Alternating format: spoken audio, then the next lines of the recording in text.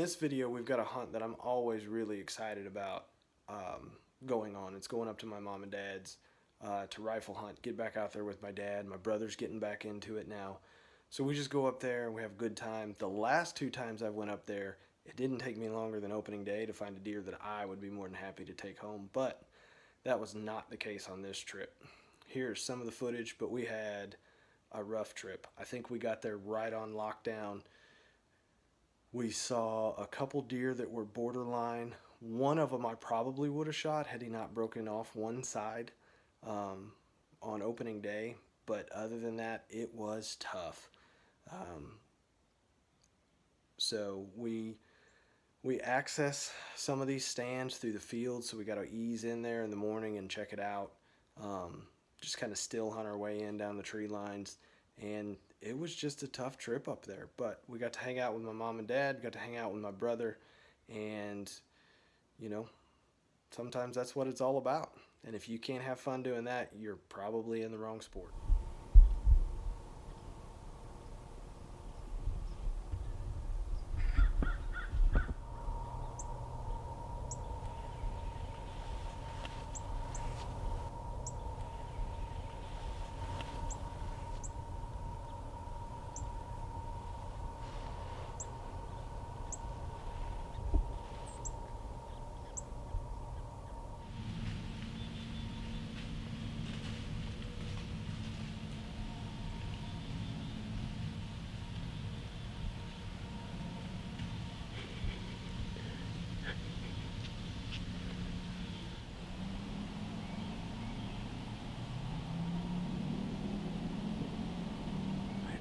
It is opening day of Missouri's rifle season.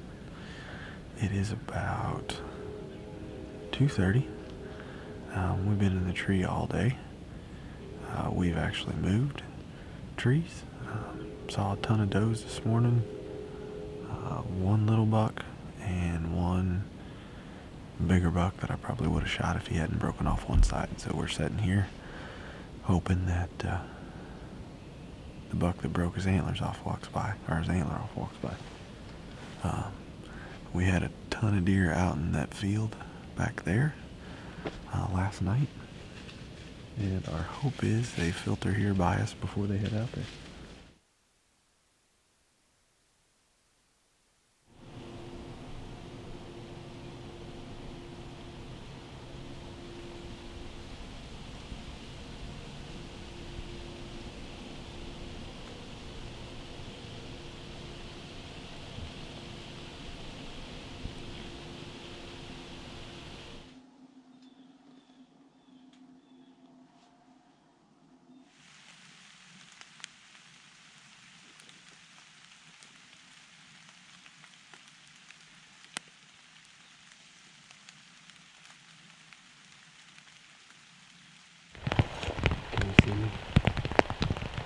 Alright, it is the last night. We got one morning left tomorrow morning. We've seen a ton of deer in this corner of this field. We made an aggressive move. We're up here on the ground and we're going to see what happens.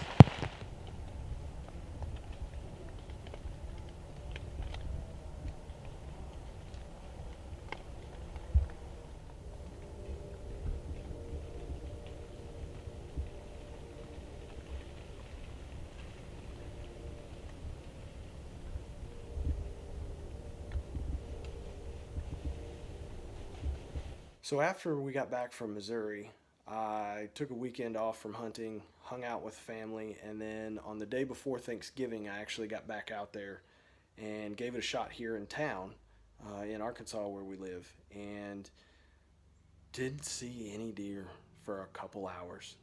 And then all of a sudden, something was to my left. It is the day before Thanksgiving, and it's a little bit chillier than it has been, so we're out here chasing them, and we'll see what happens. There's tons of deer out when we were driving over here this morning, but I haven't seen anything from the stand yet, so we'll see.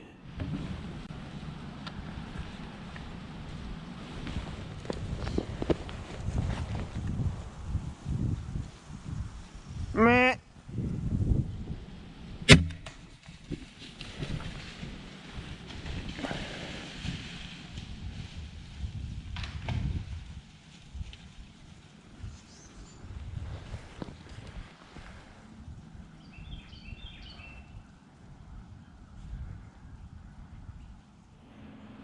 just shot a deer that we call Dagger. He's 2.5 or 3.5-year-old deer, but he's got a spike that forks on one side. And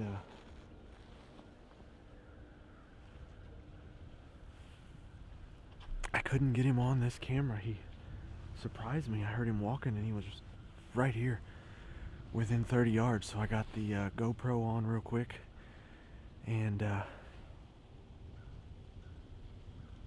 got on him and kneeled down. So we'll see. He actually went out towards the truck and stumbled around a little bit, so he may be down out there by the truck. Anyway, that is crazy. Crazy. So, not the biggest deer in the world, but one we definitely wanted to get out of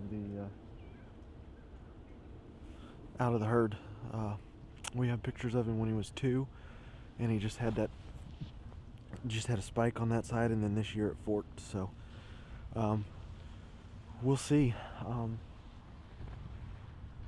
But he went up there and stumbled around quite a bit, and then walked out towards the truck, actually towards the road. So, I haven't heard any cars slow down like they've seen him. So, we'll see what happens, man. This is crazy. Thank you, Jesus. Thank you, Jesus. Thank you, Jesus. So you would be very hard-pressed to find a time when I have ever shot a deer that I was more confident in the shot than I was as I am sitting in that stand talking to you guys right now on that video. But we got down and we started tracking and never really hit any complications. We were on good blood. We were really excited. All right, we are on blood, good blood. But we're only about 50 yards away from the road, so we'll see if he's on this side of the road or the other side of the road. Gut feeling is that he's on this side of the road, or so we hope. And I clearly am too excited to know how to put on a stocking cap. Right up here, up here, up here. Yep. Right up here.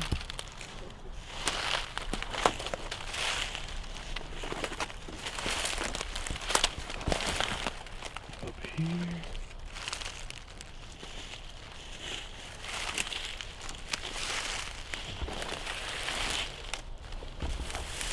Right up here. So I don't know if any of you have ever actually had to blood trail a deer across a busy street in town, but that's what we had to do here. And I quickly switched from documentation mode to let's find this deer mode once he got across the road, and we trailed this deer for a long time. We finally just sat down and gave him about an hour and a half. Didn't really find anywhere where he laid down. And then we sat down again and gave him about another hour, when I have no idea what happened. To this day, it makes me sick to think about it. But we didn't end up finding this deer. Well, guys, it's been 2.5 hours since I shot that deer. We've tracked him a pretty good ways. I'm just following along behind, just marking blood where I find it.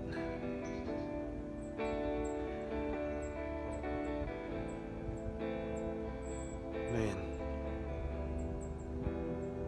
it's isn't how it's supposed to be. I sure have a lot more respect for this than that animal, or for that animal than this.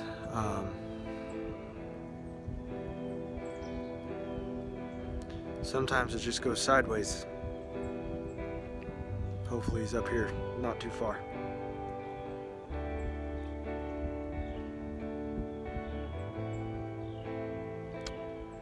Definitely not the way you plan it. So there you have it. That was it.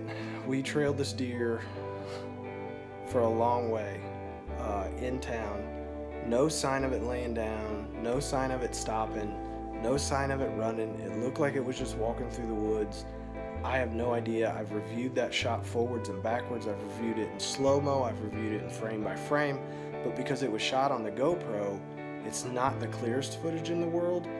Best I can tell from the footage, I think I was low and went through the brisket and got the offside leg, which is what caused such a reaction when I first shot him.